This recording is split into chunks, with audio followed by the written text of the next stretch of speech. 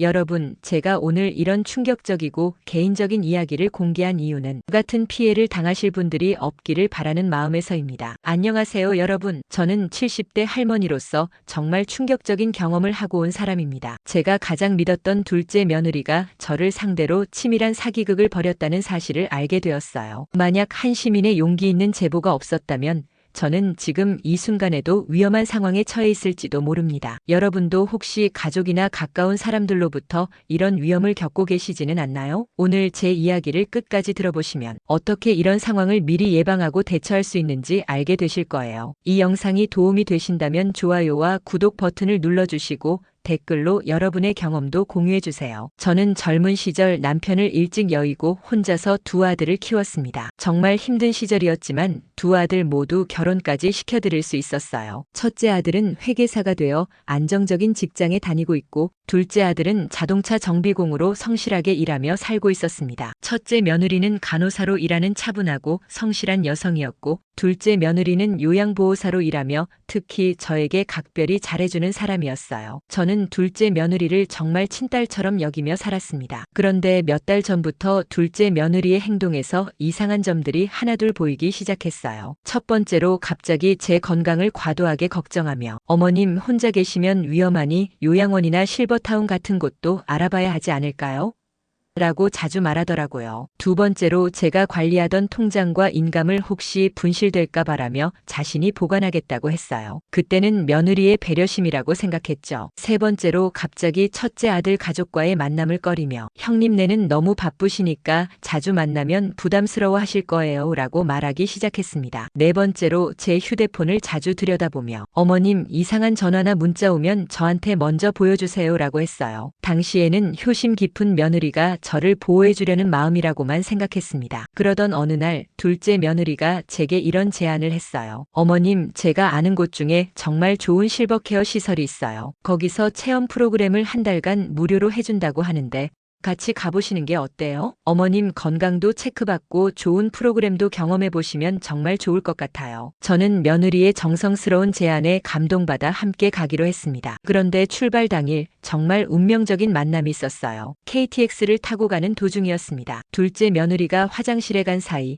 옆 좌석에 앉아있던 중년 남성이 제게 다가왔어요. 혹시 할머니, 방금 전 옆에 앉아 계셨던 분이 며느리분이세요? 갑작스러운 질문에 당황했지만 네, 저희 둘째 며느리예요 라고 답했습니다. 그러자 그분이 심각한 표정으로 작은 쪽지를 건네며 말씀하시더라고요. 할머니 죄송하지만 이거 꼭 읽어보시고 다음 역에서 내리세요. 지금 매우 위험한 상황에 처해 계십니다. 쪽지를 펼쳐보는 순간 온몸에 전율이 흘렀습니다. 할머니, 저는 현직 형사입니다. 방금 전 화장실 앞에서 며느리분이 누군가와 통화하는 내용을 우연히 듣게 되었는데 할머니를 불법 요양시설에 감금하고 재산을 빼돌리려는 계획을 세우고 있습니다. 통화 내용 이제 곧 도착해. 할머니 일단 시설에 넣고 일주일 정도 지나면 자연스럽게 재산 이전 서류에 도장 찍게 할 수 있을 거야. 그 뒤엔 우리 계획대로 진행하면 돼. 즉시 다음 역에서 하차하여 경찰서에 신고하시기 바랍니다. 제 연락처. 저는 손이 부들부들 떨리는 가운데 급히 짐을 챙겨 다음 역에서 내렸습니다. 얼마 후 둘째 며느리에게서 전화가 왔어요. 어머님, 어디 계세요? 갑자기 사라지셔서 너무 놀랐어요. 저는 떨리는 목소리로 말했습니다. 너 나한테 무슨 짓을 하려고 했는지 다 알고 있어.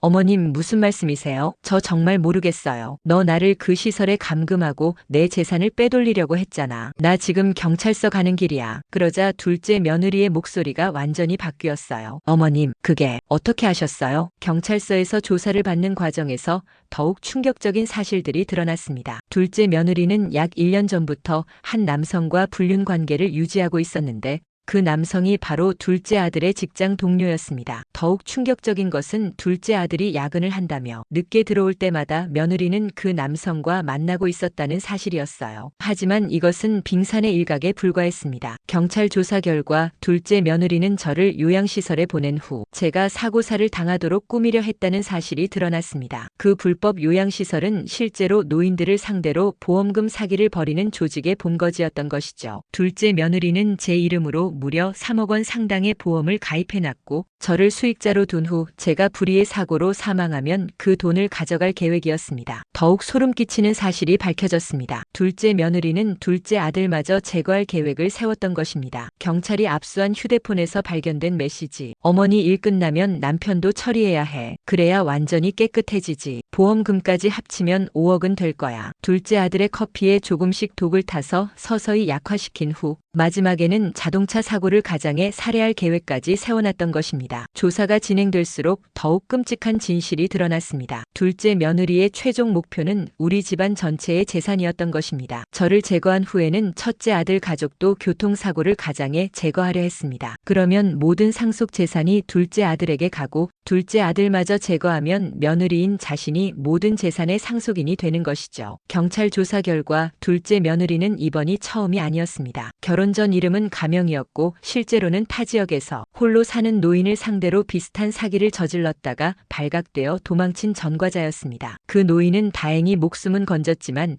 평생 모은 재산을 모두 잃고 현재도 치료를 받고 있다고 했어요. 둘째 며느리는 우리 가족에게 접근할 때부터 치밀하게 계획된 범죄를 저지른 것이었습니다. 더욱 충격적인 것은 둘째 며느리 혼자만의 범행이 아니었다는 점입니다. 불륜 상대인 남성은 조폭 출신으로 이런 가족 사기의 전문가였습니다. 그는 다른 지역에서도 비슷한 방법으로 여러 가정을 파괴하고 재산을 갈취해왔던 것이죠. 또한 그 불법 요양시설 운영진들도 모두 조직적으로 움직이는 범죄 집단이었습니다. 지금까지 최소 15명의 노인이 이들의 손에 목숨을 잃었고 피해 규모만 해도 수십억 원에 달한다고 했습니다. 경찰이 수사하던 중 가장 급박한 상황이 벌어졌습니다. 둘째 며느리가 체포되기 직전 둘째 아들이 갑자기 의식을 잃고 병원에 실려간 것입니다. 검사 결과 독성 물질이 검출되었고 의사는 조금만 늦었으면 위험했을 것이라고 했어요. 둘째 며느리가 이미 아들을 제거하기 시작했던 것입니다. 다행히 경찰의 빠른 조치로 둘째 아들은 생명을 구할 수 있었지만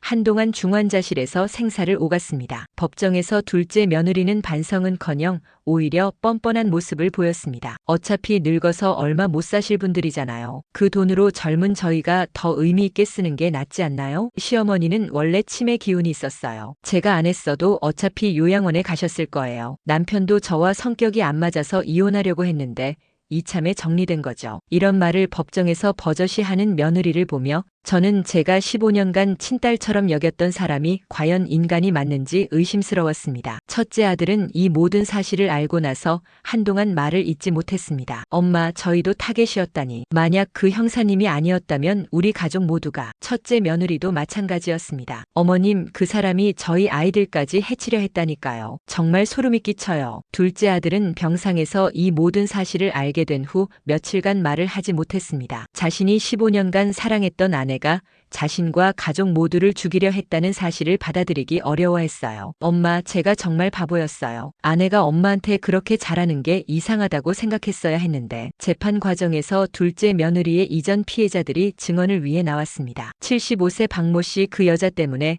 제가 평생 모은 돈 2억 원을 다 잃었어요. 지금도 남의 집 쪽방에서 기초생활수급자로 살고 있습니다. 하루도 편히 잠들 수가 없어요. 68세 김모 씨, 저는 그 여자가 탄 음료를 마시고 의식을 잃었어요. 깨어나니 병원이었고 통장은 이미 비어 있었습니다. 의사가 조금만 늦었으면 죽을 뻔했다고 하더군요. 이런 증언들을 들으며 제가 얼마나 위험한 상황에 처해 있었는지 새삼 실감했습니다. 경찰 수사 결과 이 조직의 피해자는 우리 가족만이 아니었습니다. 피해 사례 1, 경기도의 한 80대 할머니는 이 조직에 의해 요양시설에 감금당한 지 3개월 만에 사망했습니다. 사인은 자연사로 처리되었지만 부검 결과 독성 물질이 검출되었어요. 피해 사례 2, 부산의 한 70대 할아버지는 며느리라고 소개된 여성에 의해 모든 재산을 빼앗기고 산속의 불법 시설에 버려져 있다가 3일 만에 구조되었습니다. 피해 사례 3, 대구의 한 75세 할머니는 사위라고 소개된 남성에 의해 집에 감금당한 채 매일 폭행을 당하며 재산 이전을 강요받았습니다. 이런 피해 사례들이 전국적으로 수십 건이나 발견되었고 아직도 수사가 진행 중이라고 합니다. 이 사실을 알게 된 첫째 아들과 첫째 며느리는 분노를 금치 못했습니다. 첫째 아들, 어떻게 이런 일이. 엄마, 정말 다행이에요. 만약 그 형사님이 아니었다면. 첫째 며느리, 어머님, 앞으로는 저희가 더 자주 찾아뵐게요. 이런 일이 다시는 일어나지 않도록 할게요. 둘째 아들도 아내의 배신에 큰 충격을 받았지만 무엇보다 저의 안전을 걱정했습니다. 둘째 아들 엄마 정말 죄송해요. 제가 아내를 제대로 보지 못해서. 재판이 진행되는 동안 더욱 충격적인 사실들이 계속 밝혀졌습니다. 둘째 며느리와 그 조직은 단순한 사기가 아닌 연쇄살인 미수, 조직적 사기, 보험 사기 등 총 12개의 죄목으로 기소되었습니다. 주범인 둘째 며느리 무기징역, 불륜 상대 조폭 출신 남성 징역 25년, 요양시설 운영진 5명 각각 징역 10에서 15년, 기타 공범 8명 각각 징역 5에서 10년. 하지만 이미 숨진 15명의 피해자들은 돌아올 수 없었고 우리 가족도 회복하기 어려운 상처를 입었습니다. 둘째 아들이 의식을 회복하면서 더욱 충격적인 사실을 털어놨습니다. 엄마, 사실 저도 이상하다고 생각했어요. 아내가 갑자기 엄마한테 너무 잘하기 시작하고 제게는 어머니 혼자 계시면 위험하니까 시설 알아보자고 계속 말했거든요. 그리고 제 보험을 갑자기 늘리자고 하고 유언장도 써두는 게 좋겠다고 자꾸 말했어요. 그때는 아내가 미래를 생각하는 줄 알았는데 최근 몇 달간 제가 자주 어지럽고 속이 메스꺼웠는데 아내가 만든 커피를 마신 후에 특히 심했어요. 이제야 그 이유를 알겠네요. 둘째 아들은 자신도 모르게 서서히 독살당하고 있었던 것을 깨닫고 한동안 공황 상태에 빠졌습니다. 경찰이 공개한 그 불법 요양시설의 실체는 정말 끔찍했습니다. 지하실에는 노인들을 감금하는 좁은 방들이 10여 개나 있었고 각 방에는 CCTV가 설치되어 24시간 감시했습니다. 화장실도 제대로 없었고 하루 한 끼 정도의 음식만 제공했다고 해요. 더욱 충격적인 것은 그곳에서 발견된 처리 명단이었습니다. 1단계 재산 이전, 2단계 유언장 작성 강요 3주차, 3단계 보험금 수령을 위한 사고사 실행 4주차, 4단계 시신 처리 산속 매장. 제가 만약 그곳에 끌려갔다면 한 달을 넘기지 못했을 것입니다. 재판 과정에서 다른 피해 가족들을 만날 기회가 있었는데 그들의 이야기는 정말 참혹했습니다. 김 씨 가족의 증언. 저희 아버지는 그 시설에서 2주 만에 돌아가셨어요. 시신 상태가 너무 이상해서 부검을 의뢰했더니 독성 물질이 검출되었습니다. 평생 모은 재산 3억 원은 모두 사라진 후였어요. 이 씨 가족의 증언. 저희 어머니는 다행히 2주 만에 구출되었지만 심한 영양실조와 탈수 증상으로 지금도 병원에 계세요. 정신적 충격으로 말도 제대로 못하시고 밤에는 악몽 때문에 계속 우세요. 이런 이야기들을 들으며 제가 얼마나 위험한 순간을 넘겼는지 새삼 깨달았습니다. 재판이 거의 끝나갈 무렵 둘째 며느리는 마지막으로 저에게 편지를 보냈습니다. 그 내용은 정말 소름 끼쳤어요. 시어머니, 저는 감옥에 가도 제 동료들은 밖에 있어요. 언제든지 복수할 수 있다는 것 잊지 마세요. 첫째 아들 가족도 손주들도 항상 조심하시기 바라요. 경찰은 즉시 저희 가족에게 신변 보호를 제공했고 지금도 정기적으로 안전 확인을 하고 있습니다. 재판이 끝난 후에도 계속해서 추가 피해자들이 발견되고 있습니다. 최근에는 제주도에서 비슷한 수법으로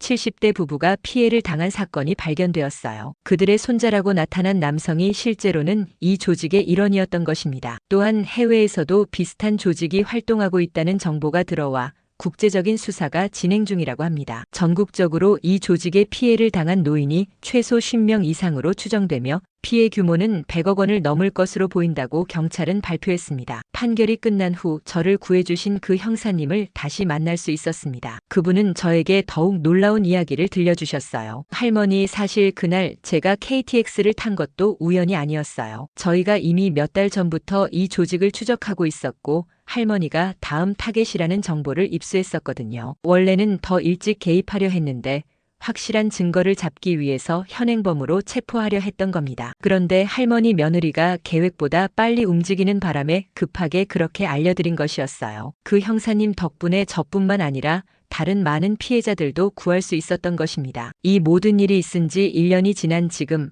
우리 가족은 서서히 일상을 회복해가고 있습니다. 둘째 아들은 새로운 직장을 구해 열심히 일하고 있고 심리치료를 받으며 정신적 상처를 치유해가고 있어요. 엄마, 이번 일로 깨달은 게 있어요. 가족이 얼마나 소중한지, 그리고 엄마가 저희에게 얼마나 소중한 존재인지 알게 되었어요. 첫째 아들 가족은 이전보다 훨씬 자주 찾아와 안부를 묻고 손주들도 할머니를 더욱 아껴주고 있습니다. 저는 지금도 가끔 그때의 공포가 떠올라 잠을 못 잘 때가 있지만 가족들의 사랑 덕분에 점차 나아지고 있어요. 최근에 저와 비슷한 피해를 당할 뻔한 다른 어르신을 만났습니다. 78세 정모 할머니는 사위라고 소개된 남성에 의해 비슷한 피해를 당할 뻔했다고 하더군요. 그 사람이 처음엔 정말 잘해줬어요. 매일 안부 전화하고 맛있는 것도 사다 주고. 그런데 어느 날부터 갑자기 어머님 혼자 계시기 어려우시죠? 좋은 곳 알고 있어요 라고 하더라고요. 다행히 이웃 할머니가 이상하다고 해서 경찰에 신고했는데 알고 보니 그 사람도 이 조직의 일원이었다더군요. 이런 사례들이 전국적으로 계속 발견되고 있어서 정말 무서운 현실입니다. 이 사건을 담당한 전문가들은 이런 조직적 범죄가 점점 증가하고 있다고 경고했습니다. 범죄 심리학 전문가 이들은 단순한 사기꾼이 아닙니다. 심리학적으로 노인들의 약점을 파고드는 매우 치밀한 범죄 조직이에요. 가족에 대한 그리움, 건강에 대한 불안 등을 악용하는 것이죠. 사회복지 전문가 혼자 사시는 어르신들이 늘어나면서